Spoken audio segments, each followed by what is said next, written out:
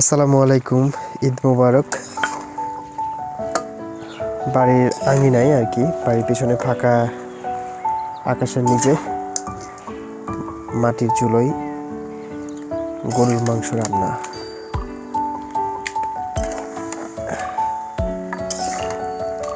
মশলার আইটেমগুলো এবং পরিমাণ আমার মা সবগুলো ঠিকঠাক মতো দিয়ে দিল, আর আমি এখানে বসে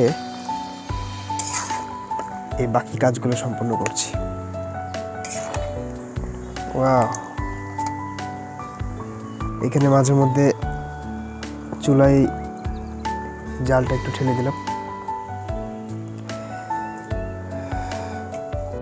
আর এখানে রসুনগুলো ছিলে এই পানির পাত্রে রাখলাম।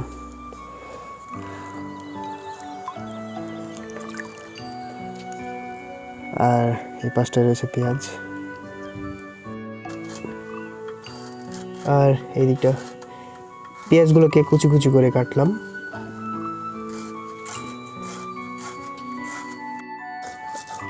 এটা জিরা বাটা,